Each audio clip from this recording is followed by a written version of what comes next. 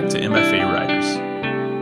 Today on our final episode of Season 3, we're taking a look at Western Michigan University, which was requested by Jared Kubokawa.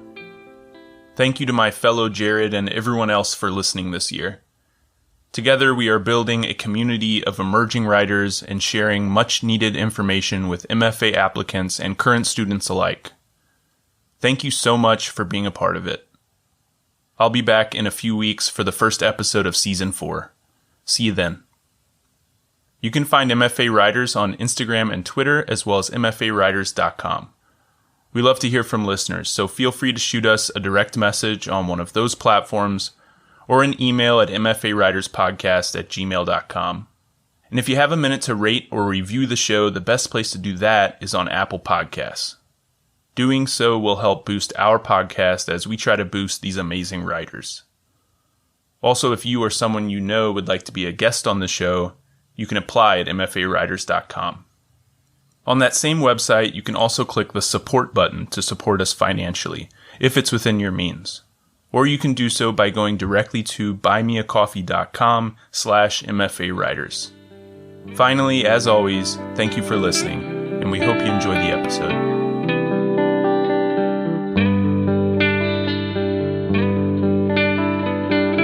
Welcome to MFA Writers, the podcast where we talk to creative writing MFA students about their program, their process, and a piece they're working on. I'm your host, Jared McCormick. Today I'm with Amanda E. Scott. Originally from Houston, Amanda is a Latinx writer currently pursuing a PhD in fiction at Western Michigan University, where she serves as editor-in-chief of Third Coast magazine.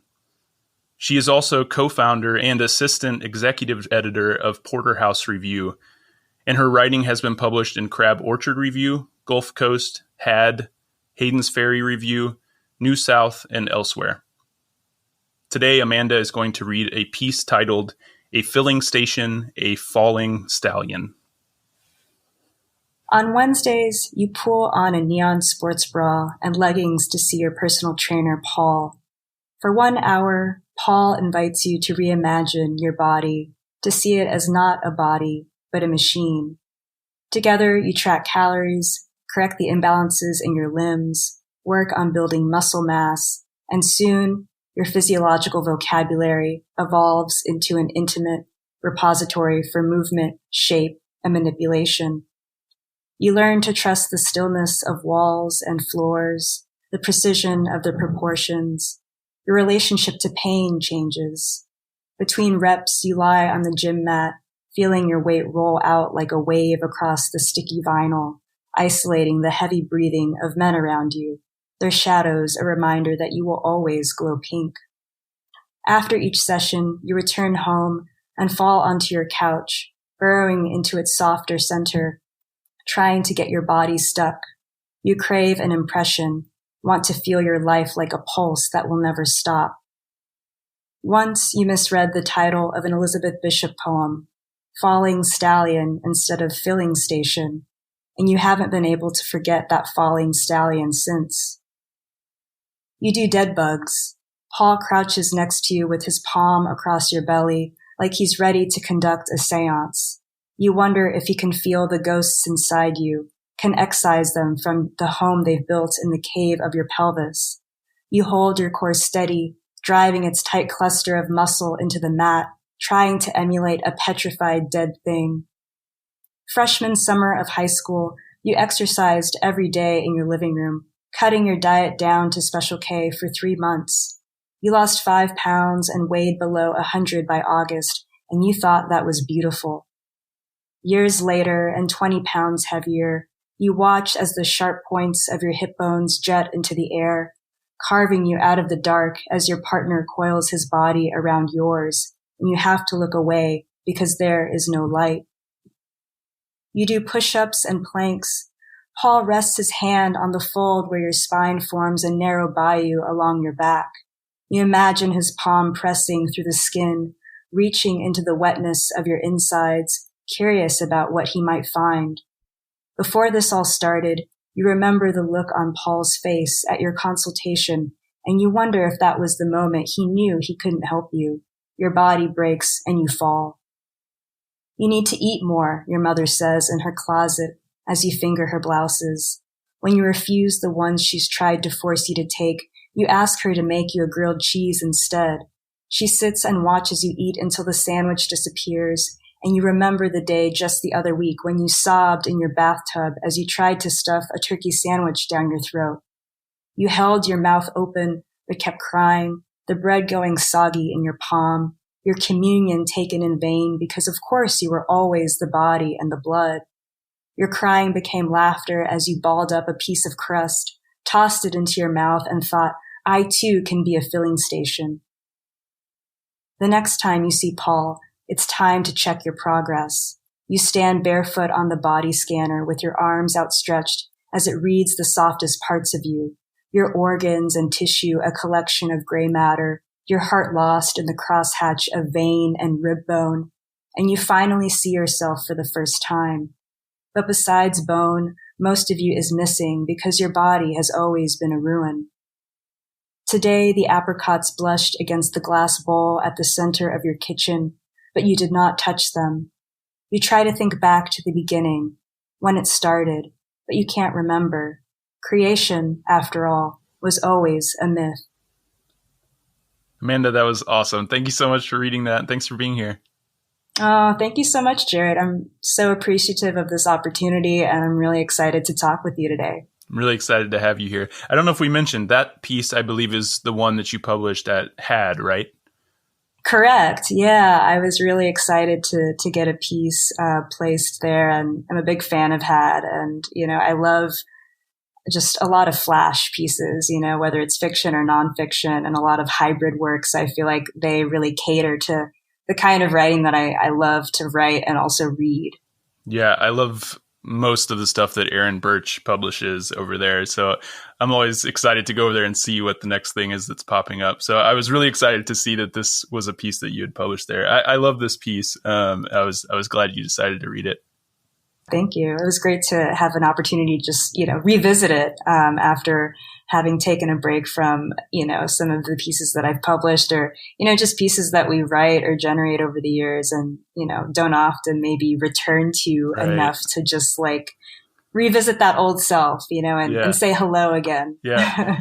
Well, to start this interview, we're going to revisit your old self and talk about growing up in Houston, Texas, which has become one of the more culturally diverse cities in the U.S. And you told me that this diversity played a big role in the development of your multifaceted creative interests. So tell us about growing up in Houston and how it affected your creative path. Yeah, well, I think for one, I would be remiss if I didn't mention the heat, so when it's pretty hot out, I think you tend to find ways to stay inside. And so I think from a young age, I did a lot of reading. And I think that eventually turned into writing. And I think just being in a city that thrives, and encourages the arts is really amazing. So there's a really great museum scene. There's a really great literary scene. And I think I also have to mention my dad, who's not originally from Texas, but relocated. And he's an artist. He's a musician and a painter. And I think being in Houston really served him in his craft. And so that was definitely a big influence on me from a pretty early age, both via the city and its cultural diversity, its creative diversity, but also, having this special way in which I was able to plug into it via my dad as this New England expat suddenly living, in Texas. Yeah. So I think that's, those are all some of those connective threads that have shaped my relationship to Houston as my hometown, but also I think really as the starting point for my creative life.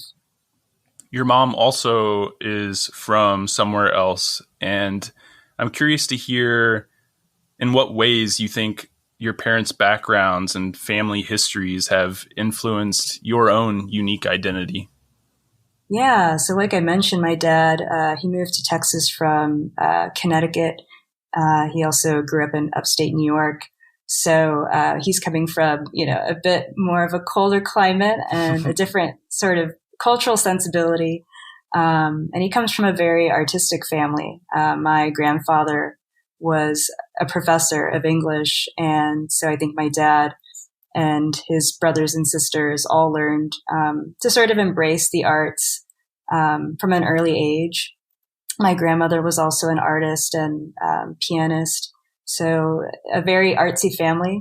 And then my mother's side hails from Mexico and also the borderlands along the U.S.-Mexico border. So the Rio Grande Valley specifically is a place that's near and dear to my heart because I grew up visiting the valley a lot and really becoming attached to my mother's family because I was closer to them. So I grew up hearing a lot of Spanish and just sort of being plugged into that cultural realm in ways that unfortunately I wasn't always plugged into on my father's side because they live much further away. So I think because of that bifurcated background, I think one of my writerly motivations has always been to bridge those two parts of myself.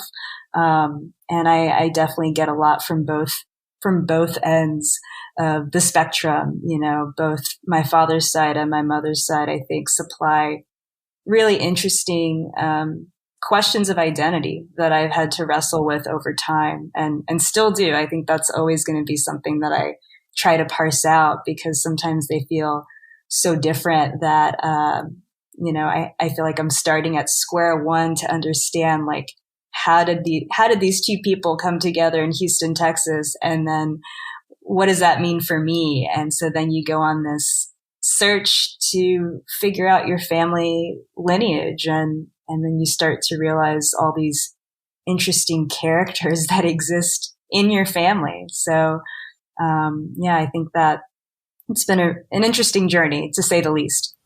I mean, having that kind of bifurcated background, like you said, and trying to bridge that gap, in what ways do you think writing aids in trying to gain understanding and bridge that gap? Yeah, I think for me, I've always been drawn to prose. And so that's always been my access point. Recently, I've been writing a lot of nonfiction, and I think that I've been drawn to both nonfiction and fiction that has been written by authors who are wrestling with a lot of those same questions. Mm-hmm. Often the writers that I've been influenced by are coming from larger multi-generational families that also have complex racial and ethnic histories. So I think that the long form has served me well because I feel like I'm on this like longer search. And so those genres feel really well suited for that. Yeah, I don't know about you, but I can like turn a problem over in my head and I can talk about it over and over, but something about writing clarifies things for me. Like I'll learn things about myself once I start putting the words on the page. Maybe working in those longer forms aids you in that. I don't know, like having more space to kind of dive in and see what happens. Certainly. Yeah. And I think my writing process, I wish that it, took a more linear trajectory, but I tend to be someone.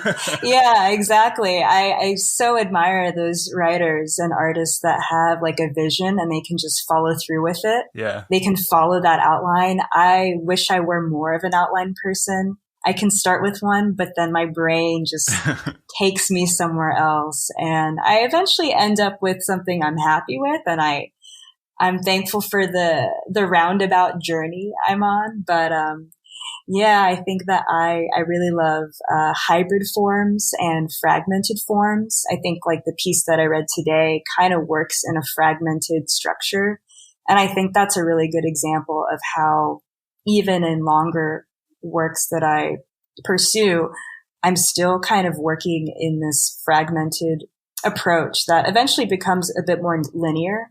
But I think I just sort of need to let my brain and maybe my soul to some degree take me where it needs to go. And then I eventually find, some logic and some reason for all the mess on the page. Yeah. I mean, like you said, you've written fiction, you've written nonfiction, which I always find to be like an interesting thing to talk about because we want to keep them separate, right? Like it seems like people want to keep them separate. We want to talk about them as separate things, but if you let them, they'll become more hybrid, like you mentioned, right? Definitely. Yeah, I'm currently working on a novel that's fairly autobiographical in many ways. But I think that genre has allowed me to, revisit like scenes in my past and also kind of speculate around those real world events or those real events from my life and sort of fictionalize in ways that are probably a bit more satisfying or a bit more dramatically satisfying for the reader. And then I think in my nonfiction, it's similar, I think, in that, of course, I'm approaching questions about my life, present and past and probably future.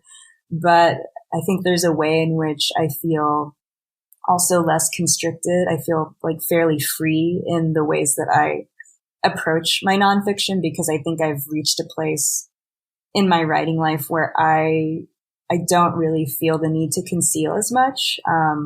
Whereas there may have been topics in the past I never would have explored.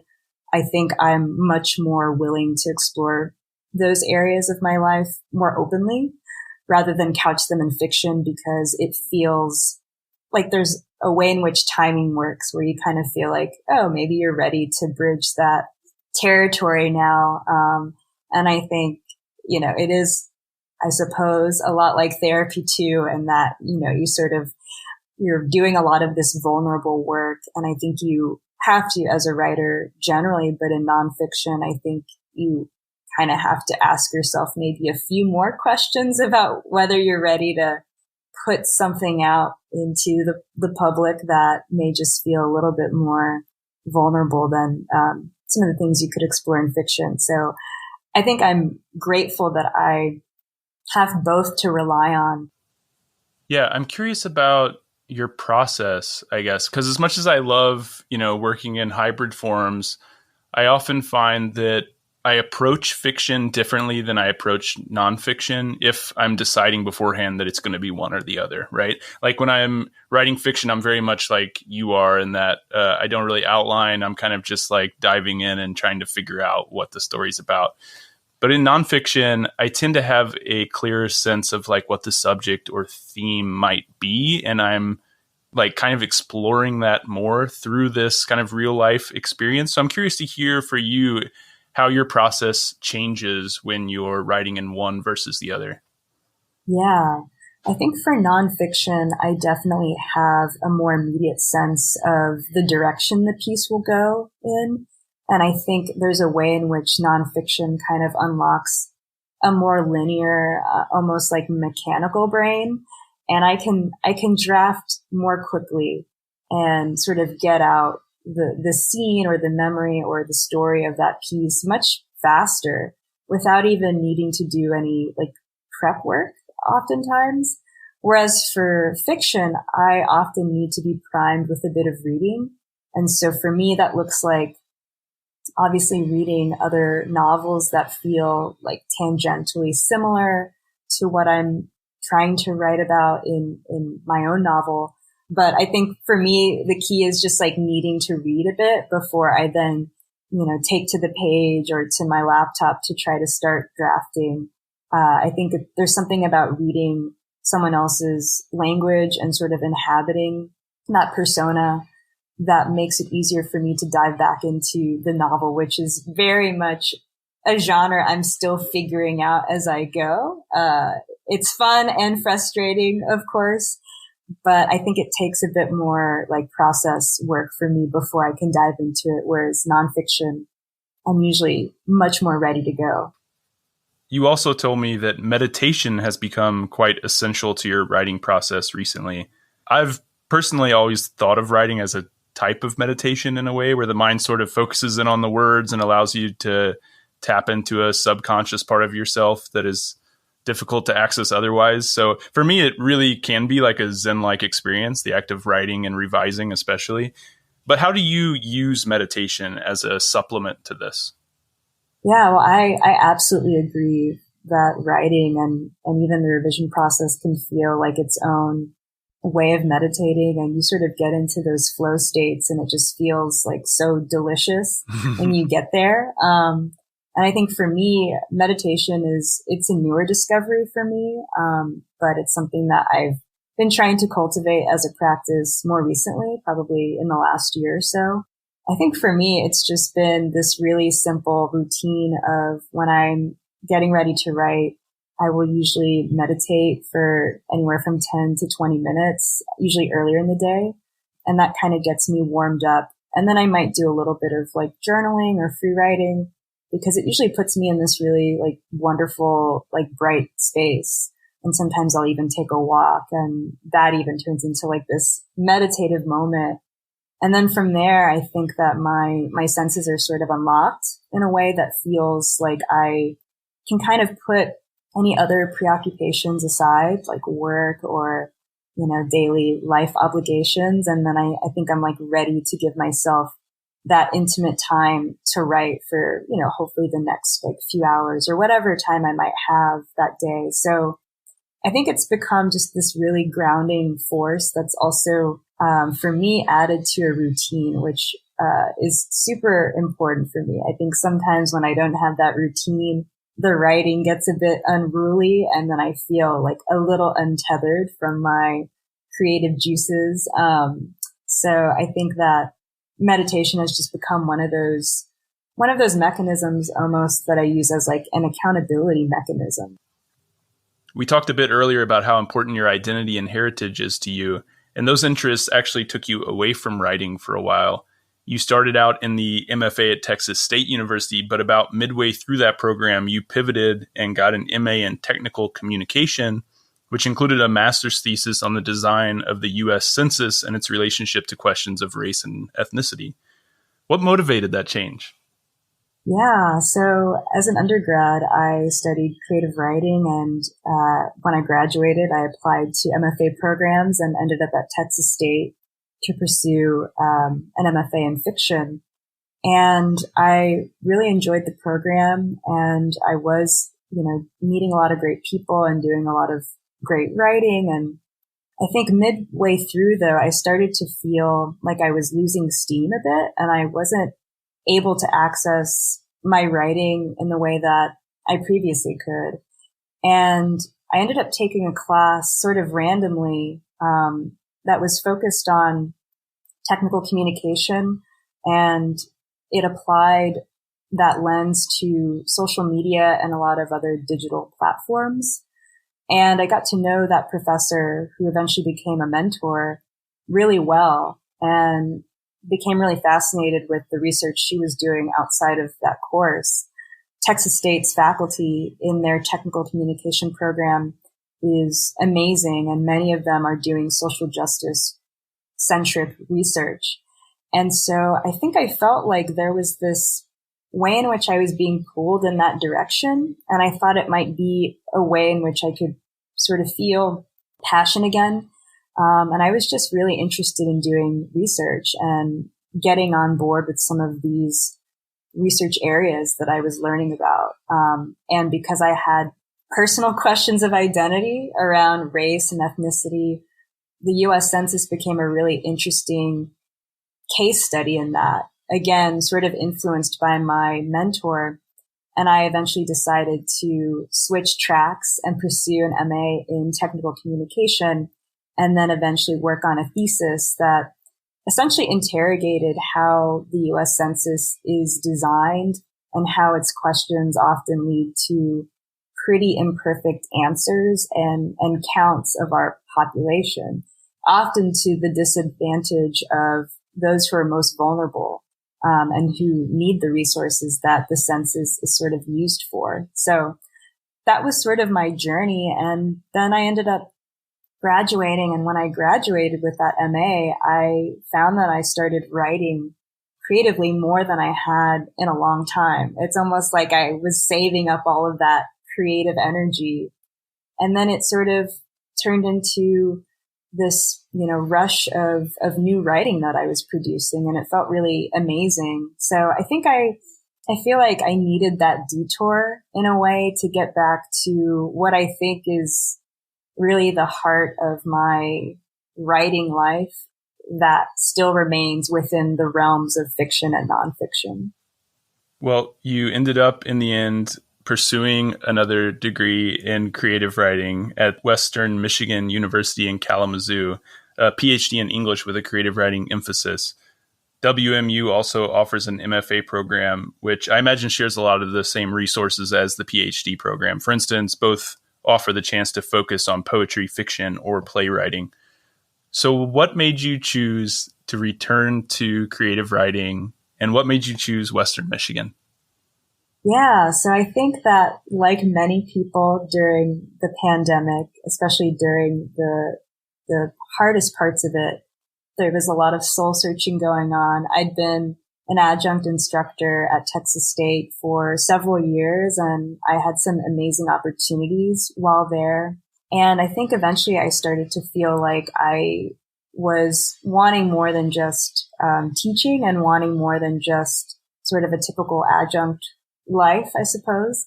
And I decided to apply to programs and just kind of see what happened. I think I was like finally ready. I love teaching, but I think I wanted to do more with that. And I wanted to see where my writing could go with further mentorship and just almost getting a second crack at like the MFA, but through the PhD in a sense. So yeah, I applied and I ended up at Western Michigan, and I definitely knew it would be a bit of a culture shock because I don't really have any connection to the Midwest. But it's been really, really great to experience a different region. And I think sometimes leaving your comfort zone can really unlock a lot of new insights about what you thought about that place. You know, I'm still writing about Texas, but I'm finding that new questions arise when you're no longer in the place that you're trying to write about. Sure. Yeah. I mean, I grew up in a small town and then moved abroad for a long time. And it was when I had gone far away from home that suddenly I had like this completely different perspective on the place. Were there any reservations about going that far from home? And what was the transition like? I'm sure there were ups and downs.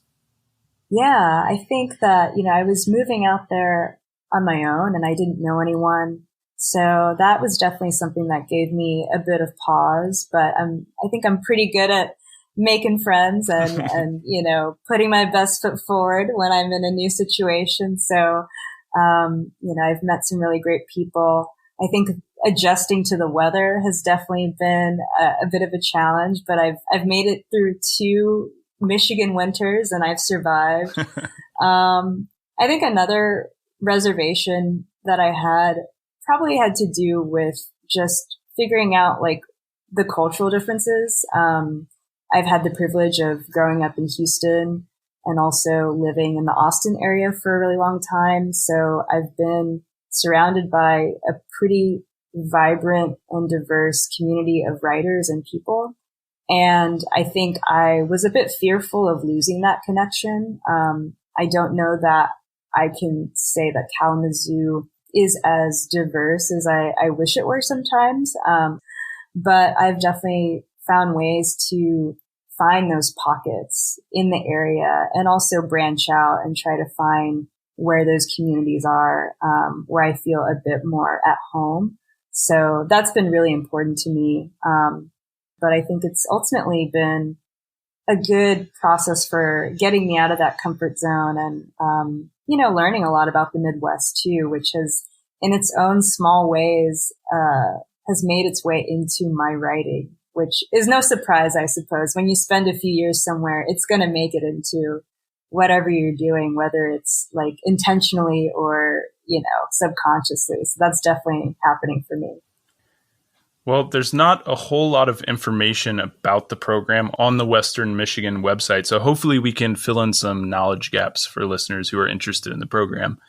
I know you have some experience in editing, having co-founded the Porterhouse Review, which is amazing. How important was that experience to your development as a writer, and does Western Michigan offer any similar editing experiences?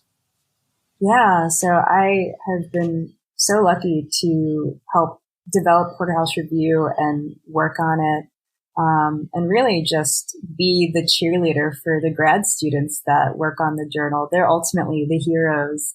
But that was a really amazing experience because I helped sort of design the journal with others, of course, kind of from the top down, in terms of the design, the sort of content and writing we wanted to highlight. So I think that really gave me a new way of thinking about writing, from both a writer's perspective, but also from an editorial perspective.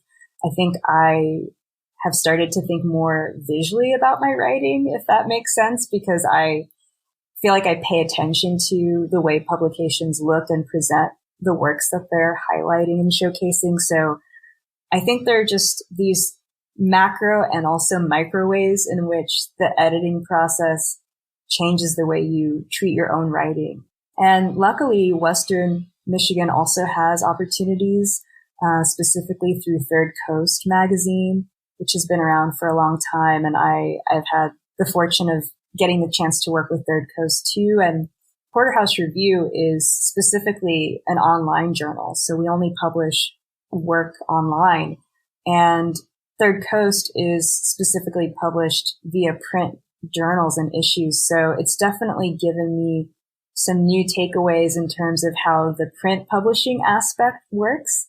And so that's been really awesome, just to learn more about publishing in general and what it takes to generate those print issues, which is a whole nother, beast in terms of an editorial schedule and what the reviewing process looks like and sort of dealing with your publisher.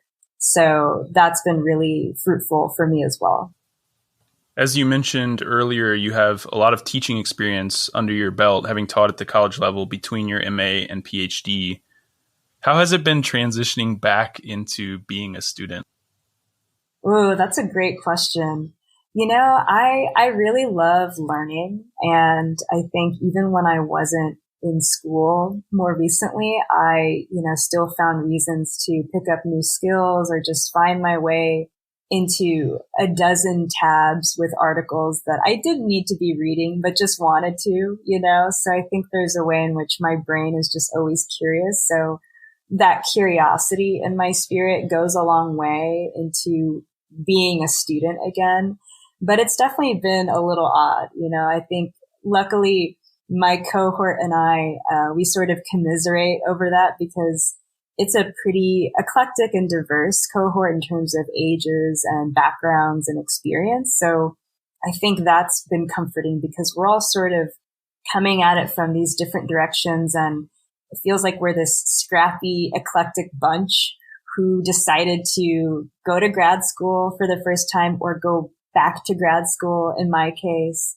So, I think it's cool to be back in the classroom as a student and also see the ways in which that can inform your teaching. I definitely feel like I've picked up a few new tricks as a grad student again and have incorporated some of that into my teaching when I'm working with like undergraduates. So, a bit of a learning curve at first, but then you sort of feel like you're happy to be there and you're happy to just be surrounded by all these great minds. And that's certainly how I felt at Western. So do students in the MFA and PhD program at Western Michigan get to teach? They do, yeah. So the course loads are a little bit different, or the workloads, I should say. So I think it's typically for PhD students, it is a 1-1 load. So you teach one course each semester in the fall, in the spring. And then I think for MFA students, it's typically a 2-1 load. So maybe one semester you teach 2 courses and the other semester you might teach 1. So you do get teaching experience, and for the PhD students at least, you do get experience teaching creative writing workshops. And there's a lot of other classes that you may get the chance to teach. I know others in my cohort have taught film classes. There's opportunities to teach literature courses. I'm specifically interested in teaching a nonfiction course or a nonfiction workshop, and I've been told that there are opportunities for that eventually. So I do think that Western does try to play to your strengths and your interests. And I found that they're really proactive in planning for your future beyond your program. So once you leave and once you graduate, I've found that in my experience, I've had really great conversations about what my life might look like post PhD, what my job search might look like. And they really try to start kind of from the first semester that you enter the program with that intentional planning, which I've really appreciated. And I hope that programs do that generally. I can't speak for them all, but I can say that Western definitely seems to be keyed into trying to make use of this time and then helping you plan for what happens after that time, depending on what your, career trajectory is or what you want things to look like once you leave that lovely, writing space. This is one of the things that I couldn't really find a ton of information about on the website, specifically funding in these programs. So are all PhD students offered like GTA positions with funding? Do you know if that carries over as well to the MFA students? Any information you have, I think, would be helpful. Yeah, definitely. So I think that Western's program is fairly small, both in terms of its MFA program and its PhD program. And I think that's because the program really tries to think strategically about its funding. And so I think that from my understanding, they only try to accept applicants and candidates that they will be able to offer full funding to, or mostly full funding to, which involves a stipend for teaching. And so that's, I think, generally how the funding works. And I think there are other opportunities and avenues to receive funding through offices and departments outside of the department exclusively. I think the graduate admissions office has some scholarship opportunities for students who may need some extra help, or, for some reason, if the department can't offer that funding, they look to other resources on campus that, may have some funding to give out. So I think that I appreciate that transparency, because I had some questions upon entering and before saying yes. And fortunately, I think they're fairly transparent, but also, a smaller program. So I think that they're more willing to be transparent about the funding situation if you are curious and want to reach out. Well, if you don't mind me asking, for those who do teach, how much is the stipend at Western Michigan? Yeah, so generally it's about $13,500, I believe, for the academic year. And again, that's specifically for PhD students. I'm not sure if the MFA is similar or how different, but that accounts for teaching a 1-1 load, which I think is, pretty nice. I've heard other programs sometimes require a larger teaching load. And while I could definitely do that, I do appreciate having the one course a semester to teach. There are also opportunities to lessen your teaching load if you'd like. For example, if you work with Third Coast, there are specific stipends attached to certain editorial positions. So if you serve as the managing editor or the editor-in-chief, which I've been able to serve as recently, you also get paid for that work. And for doing that work, that basically substitutes a course that you might teach for a semester. So there are other ways that I think they try to kind of reward graduate students for their work, or sort of compensate them for work that may not be teaching, but is just as, valuable, like editorial work. With both an MFA and PhD program in the department, in addition to an MA program, I know you said the program's pretty small, but I imagine having all three of those programs, you probably have a pretty big community of writers that are milling about campus and Kalamazoo. How has the sense of community been in the program and around town? Yeah, so I think that the beauty of the program and the various graduate programs within the larger graduate program at Western is that you tend to take classes with MA students, MFA students, and PhD students. And I found them to be really amazing classes. I think everyone is brilliant, and there's no real distinction between, whatever program you're in. I think everyone's there with a lot of the same values and interests. And I think it creates these really great opportunities to exchange ideas among writers who are working in different genres and students who may not be there to generate something necessarily creative, like a manuscript of prose or poetry, but they're doing research within literature. And I've learned a lot from, those students as well and those colleagues. And I think that also translates really well into Kalamazoo's community because it also has its own literary scene and opportunities to attend readings. For instance, there's a really great bookstore in Kalamazoo called This is a Bookstore, which I love.